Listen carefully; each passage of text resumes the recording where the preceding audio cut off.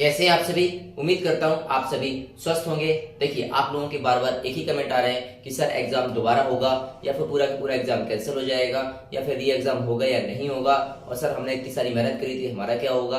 या फिर कुछ लोग कह रहे हैं कि सर पूरी धांधली में घोटाला में शुरू से ही चल रहा है, 5 तारीख से लेकर अभी तक पूरा घोटाला हुआ है। इन सारे मुद्दों पर क्या कहानी हो सकती है इस वीडियो के माध्यम से मैं आपको बताऊंगा। उसके पहले लेकिन मैं आप लोगों को बता देना चाहता हूँ, पूरा वीडियो देखना, पूरा समझ में आएगा आप लोगों को, तभी आप लोगों को मतलब का रहने वाला है।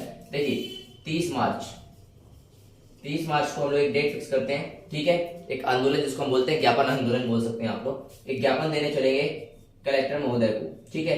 जबलपुर में ज्ञापन देंगे कलेक्टर महोदय को। जितने ज्यादा लोग आ सकते हैं, देखें तो आप लोग कमेंट बस करते हैं या फिर आते भी हैं ग्राउंड लेवल पर या नहीं आते हैं। और आने के लिए आप लोगों को क्या करना पड़ेगा, 8319119276 पर आपको मैसेज करना पड़ेगा, ठीक है। ज्ञापन देने चलना हम लोगों को जबलपुर में, जबलपुर डिस्ट्रिक्ट में कलेक्टर महोदय को ज्ञापन देंगे कि सर एमपी टेट वर्ग 3 का जो पेपर लीक हुआ है 25 तारीख का पहले शिफ्ट का, इसकी जांच उच्च स्तरीय लेवल पर की जाए, और जो दोषी हैं, जो इसमें जिम्मेदार हैं, जितने लोग भी, उनको सख्त से सख्त, कठोर से कठोर कार्रवाई उनके ऊपर की जाए, ऐसा लिखेंगे, ठीक है। और ये चीज 7 दिन के अंदर क्लियर किया जाए, मतलब 7 डेज के अंदर, ठीक है। 7 डेज के अंदर स्पष्टीकरण दिया जाए कि इस पर क्या एक्शन लिया गया, क्या कार्रवाई की गई शासन के द्वारा या व्यापम या पीबी के द्वारा, ठीक है। इन लोगों के द्वारा इस पर क्या कार्रवाई की गई, ये हमको स्पष्टीकरण 7 दिन के अंदर मिलना चाहिए, जिससे क्लियर हो जाए कि क्या री एग्जाम होगा या नहीं होगा, पूरी भर्ती कैंसिल होगी या फिर नहीं होगी, या फिर 25 तारीख का पहला शिफ्ट कैंसिल होगा या नहीं होगा। थोड़ा आप लोग लॉजिकल सोच के देखना, जो लॉजिकल बातें हैं उसी को हम लोग थोड़ा सा अपने जो है उस पर बनाएंगे आधार, किस पर, ज्ञापन पर, कि ये सारी चीजें होंगी कि नहीं होंगी, तो जिससे आप लोगों को पूरा स्पष्ट हो जाएगा कि आगे की क्या प्रक्रिया होने वाली है, ठीक है। ये सारे पॉइंट हम लोग ज्ञापन में लिखकर और कलेक्टर महोदय को देंगे, ठीक है, जिससे वो आगे इसको पहुंचा पाएंगे और उसकी हम पावती रखने वाले हैं। और फिर आगे जाकर अगर ये डिसीजन नहीं देते कुछ भी 7 दिन में, तो फिर आप लोग अगर ज्यादा से ज्यादा लोग आएंगे तो फिर हम लोग आंदोलन भी करेंगे ग्राउंड लेवल पर, और ट्विटर पर तो हम करने ही वाले हैं, ट्विटर पर हम प्रोटेस्ट तो करने ही वाले हैं, ठीक है। मैंने आप लोगों को बताया था ट्विटर पर तो हम प्रोटेस्ट करने वाले हैं। 2-3 हमारे हैंडल रहेंगे, वो सारी चीजें मैं आप लोगों को बता दूंगा। रात को 10:07 PM पर मैं आज भी लाइव रहूंगा, और ये रेगुलर मैं लाइव आकर इस टाइम तो मैं चर्चा करूंगा ही करूंगा इस मैटर पर, और जो भी मुद्दे रहेंगे उन पर सभी पर आप लोगों की मैं राय जानूंगा, ठीक है। तो आप लोग 10:07 पर लाइव रहने का पूरा प्रयास करना, ज्यादा से ज्यादा लोग, ठीक है। तो सबसे पहले हमें ज्ञापन देना है, देखते हैं 30 तारीख को कौन कौन आता है, या फिर आप लोग सिर्फ कमेंटबाजी करते हैं या फिर कमेंट कहते हैं कि सर कुछ होना चाहिए, कुछ होना चाहिए, आवाज उठाइए, आवाज उठाइए। सिर्फ मेरे आवाज उठाने से क्या होगा, लड़ाई किसकी है, आपके हक और अधिकार की है, नौकरी किसको चाहिए, आपके हक और अधिकार की नौकरी है, ठीक है। तो इसके लिए आप लोगों को आगे आना पड़ेगा, और ग्राउंड लेवल पर तो आना ही पड़ेगा, कम से कम सामने तो आइए, तभी तो कुछ होगा। या फिर सिर्फ कमेंट्स कर देते हैं और फिर आप लोग कहते हैं कि कुछ करिए, कुछ करिए, ठीक है। अब बात करेंगे हम थोड़ा सा जो मैंने इसमें वीडियो में लिखा हुआ आप लोगों का, ठीक है। री एग्जाम, अब सब लोग कह रहे हैं कि सर री एग्जाम होना चाहिए, पूरी भर्ती का पूरा पेपर कैंसिल होना चाहिए और री एग्जाम। अब यहाँ पास देखिए, अभी जब तक पुष्टि नहीं हो जाती है तो कोई भी आपसे नहीं कह सकता है कि री एग्जाम होगा या नहीं होगा, या 25 तारीख की पहली शिफ्ट का होगा या नहीं होगा, कोई भी कहीं नहीं कह सकता है। जो भी आप सुन रहे हैं सारी एक अफवाहें, वो आपके जो है मन के पुलाव है। अब यहाँ पास आप लोग दिमाग लगाइए, ठीक है। आप लोग कहते हैं री एग्जाम होगा, चलिए मान लेते हैं कि री एग्जाम होगा। लॉजिकल सोचना, इमोशनल मत होना, लॉजिकल सोचना, स्वार्थी मत बनना, और यहाँ पर सोच के देखना कि क्या ये बात सही है या नहीं है, ठीक है। पढ़े लिखे हैं और पढ़े लिखे की तरीके से आप लोग सोचना इस बारे में कि मैं क्या बताने जा रहा हूँ। कि मान लीजिए री एग्जाम की जो आप लोग डिमांड रखते हैं, री एग्जाम हो जाते हैं, तो पहला केस, इसका साइड इफेक्ट आप लोग देखना, इसकी क्या गारंटी है, क्वेश्चन मार्क लगेगा, इसकी क्या गारंटी है कि जो री एग्जाम होगा उसमें धांधली नहीं होगी, उसमें घोटाला, उसमें फर्जीवाड़ा, उसमें पेपर लीक नहीं होगा, इसकी क्या गारंटी है। 1% कोई बताएगा तर्क और डेटा के साथ, तो बताइएगा आप लोग, क्योंकि री एग्जाम भी तो कौन कराएगा, थोड़ा सोचने की बात है, कौन कराएगा, व्यापम ही तो कराएगा। कौन कराने वाला है, व्यापम ही तो कराएगा। तो जब ये एग्जाम लीक हो सकता है तो री एग्जाम भी तो लीक हो सकता है। सोचने वाली बात है यार, थोड़ा लॉजिकल सोच के देखो, लॉजिकल सोचने की बात करो। जितने लोग री एग्जाम चिल्ला रहे हैं, पहला केस। दूसरा केस, अगर री एग्जाम होता है, अगर री एग्जाम होता है तो आप लोगों ने देखा था कृषि विस्तार अधिकारी और आपका ग्रुप 2, और या तो आप इसको बोल सकते हो सब ग्रुप 4, ठीक है, ग्रुप 2 सब ग्रुप 4। इसमें जितने भी दोषी थे, जितने भी लोग इसमें मतलब संलिप्त थे, और जितने भी अधिकारी, शासन, जो भी लोग इसमें जिम्मेदार थे, एजेंसियां हो, चाहे सेंटर वाले हो, चाहे कोई भी हो, क्या उनको सजा मिली, क्या उनको सजा मिली? नहीं। इसका मतलब क्या होता है, री एग्जाम कराने से दोषी लोग जो होते हैं वो छूट जाते हैं, मतलब सजा किसी को नहीं मिलती है और ये बच के निकल जाते हैं। और फिर इनका जो है मनोबल फिर से बढ़ जाता है, अरे यार यहाँ तो कुछ नहीं होता, कोई बात नहीं, अगर एग्जाम कैंसिल लीक भी हो जाता है तो क्या होगा, ज्यादा वो एग्जाम फिर से करा लेंगे और फिर क्या हो जाएगा, हम लोग तो बच गए। तो आगे इनको जो है और समय मिल जाएगी। ठीक है, अब आप लोग फिर सोच के देखना कि एग्जाम होना चाहिए या नहीं होना चाहिए, क्या सॉल्यूशन है।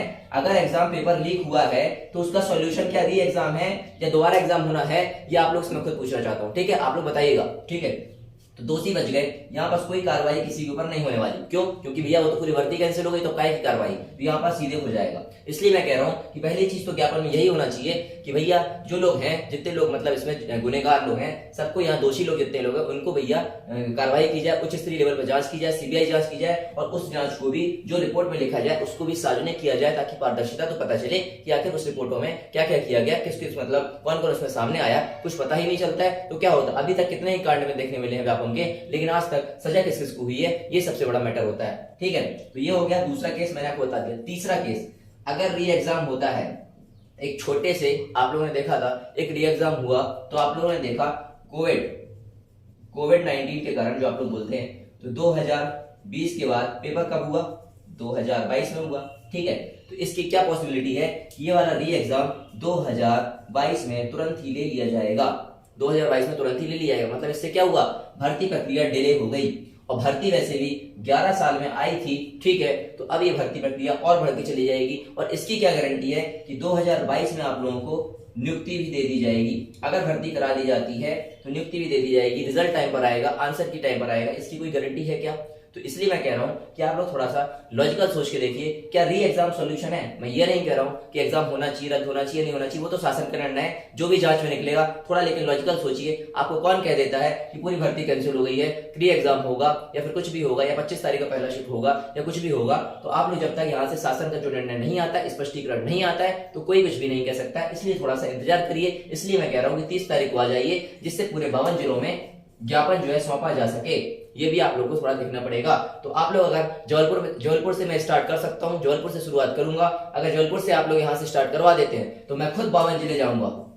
अगर आप लोग यहाँ पास जबलपुर से शुरुआत करते हैं तो 52 जिले के, मेरा वीडियो 52 जिलों में है, सर्कुलेट हो रहा है, तो मेरे को सब लोग पहचानते ही हैं जबलपुर के, 52 जिले में मेरा वीडियो है। अगर आप लोग यहाँ जबलपुर से आने में हम लोग सक्षम हो जाते हैं तो मैं खुद 52 जिले में जाकर ये वाला ज्ञापन लगवाया जाएगा सारे जगह कलेक्टरों को, और वो 52 पावती लेकर फिर भोपाल चला जाएगा। लास्ट में जो 52 पावतियां होंगी फिर लास्ट में भोपाल चला जाएगा कि भैया इसमें क्या निर्णय लिया गया, क्यों नहीं लिया गया, सबसे हम सवाल करने वाले हैं। तो यही मैं आप लोगों से कहता हूं कि सिर्फ कमेंट मत करो, ग्राउंड लेवल पर आओगे तभी कुछ होने वाला है। लड़ाई आपकी है और आपके हक और अधिकार के लिए आपको आवाज तो उठाना पड़ेगी, लड़ना तो पड़ेगा, ग्राउंड पर तो आना पड़ेगा, सामने तो आना पड़ेगा, तभी कुछ होने वाला है। सिर्फ कमेंट करके कुछ नहीं होने वाला कि पद बढ़वा दो या फिर ये करा दो या एग्जाम कैंसिल हो जाए। एग्जाम कैंसिल भी करवाना चाहते हो तो भी आपको सामने आना पड़ेगा और बातें तो रखना पड़ेगी, तभी कुछ होने वाला है। लेकिन लॉजिकल सोच के देखना कि ये एग्जाम कराना क्या आपका जो है सोल्यूशन है या फिर नहीं है, या फिर मैं गलत हूं या आप गलत हैं या कौन गलत है या शासन गलत है। ये सारे चक्रों को छोड़ते हुए आप लोग इस पर सोचिए कि क्या हमारे लिए सही हो सकता है, सबके लिए होना चाहिए। यहाँ पर स्वार्थ मत बनो,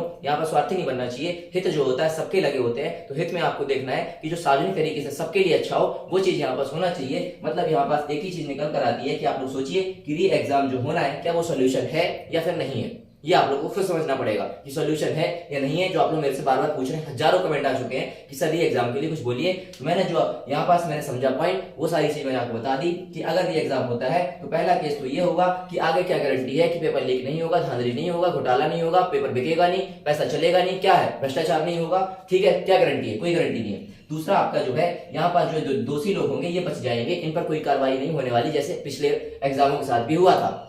तीसरा केस क्या होगा, भर्ती डिले हो जाएगी, लेट हो जाएगी, वैसे भी 11 साल में भर्ती आई थी। अरे इसकी जगह आप लोग ये वाला पॉइंट उठाइए ना कि हर साल भर्ती दीजिए, हर साल भर्ती दीजिए, और जो अभी तक पारदर्शिता करप्शन हो रहा है इन चीजों को ध्यान में रखते हुए भर्तियों को आगे कराया जाए। मैं आगे वाले वीडियो बताऊंगा कि आगे हम क्या कर सकते हैं। इसलिए कह रहा हूं कि देखते हैं 30 तारीख को कितने लोग आते हैं, कितने लोग मैसेज करते हैं। कम से कम जबलपुर में अगर मेरे साथ किसी को आना है तो 200 लोग कम से कम आइएगा, तभी हम लोग जाके ज्ञापन दे पाएंगे। और यही अगर आप लोग यहाँ से मेरा स्टार्ट करवाएंगे तो एक एक डेट को मैं जाके पूरे 52 जिले में जाके सर्कुलेट कर दूंगा और वीडियो भी अपने चैनल पर पोस्ट करूंगा, जिससे हमारी बात शासन प्रशासन तक पहुंच पाएगी। ये मैं कर सकता हूँ। बाकी आप समझदार हैं कि क्या करना चाहिए। नहीं आएंगे तो देखिए यहाँ पास किसी का कुछ नहीं है, ना मेरी अटकी है ना किसी की अटकी है। अटकी देखो यहाँ पास सिस्टम जो होता है, यहाँ पास हमें सिस्टम से लड़ना पड़ेगा, ना हमारे यहाँ ना आपका ना किसी का। अपने हक और अधिकार के लिए सिस्टम से लड़ना पड़ेगा, तभी कुछ सुधार होगा मध्य प्रदेश में, तभी कुछ बदलाव होगा। ये आपको समझना पड़ेगा। ठीक है, मैं इस वीडियो के माध्यम से आपको सारा चीज मैंने समझा दिया। बाकी आप समझदार हैं, री एग्जाम होना चाहिए नहीं होना चाहिए, जो भी करना है तो पहले ज्ञापन की शुरुआत करिए, तब कुछ होने वाला है, फिर आगे हम देखेंगे। बाकी मेरा पहला जो प्रेफरेंस रहेगा, मैं वैकेंसी बढ़वाने में ध्यान दूंगा। जो चीज हो सकती है शासन से मनवा सकते हैं, क्योंकि टाइम है चुनाव का, यहाँ पास ये वाली बात मानी जाएगी और हर साल भर्ती आना चाहिए। इस पॉइंट को भी हम यहाँ पास नोट करेंगे कि भैया हर साल भर्ती दो, भले ही 500 भर्ती दो, ताकि मौके मिले ज्यादा से ज्यादा एग्जाम देने के और आप अपनी गलती सुधार कर रोजगार लेने के लिए वहां पास तैयार रहे। और बात करना है पारदर्शिता, भ्रष्टाचार मुक्त होना चाहिए एग्जाम, पारदर्शिता रहना चाहिए और भ्रष्टाचार मुक्त होकर एग्जाम होना चाहिए। यही था मेरा आज का वीडियो। अच्छा लगा हो, इन्फॉर्मेटिव लगा हो तो लाइक कर देना। मेहनत करी जाती है वीडियोस के लिए, आप लोगों की इन्फॉर्मेशन देने के लिए, और इसको शेयर करिए। शेयर ही नहीं करते तो देखते इतने सारे लोग हैं, 50,000 लोग वीडियो देख जाते हैं दिन में, शेयर करने पता नहीं कौन सा आपको कष्ट हो रहा है। शेयर कर दोगे तो लोग जागरूक बनेंगे, तभी ना ग्राउंड पर आएंगे, तभी तो ग्राउंड पर आएंगे। सारे लोग नहीं आ पाएंगे, जितने आ सकते उतने तो आओ, जो ग्राउंड पर आएंगे तभी तो काम होगा ना। तो याद रखना 30 तारीख को और रात को 10 पर मैं लाइव रहूंगा, इसी मैटर में फिर से बात करूंगा, आपको याद दिलाना पड़ेगा, तभी आप लोग आएंगे, नहीं तो कुछ नहीं होने वाला। और आगे आएंगे तभी कुछ हो पाएगा। तो पढ़ते रहिए, ध्यान रखिए अपना, मुस्कुराते रहिए। जय हिंद, जय भारत, जय जवान।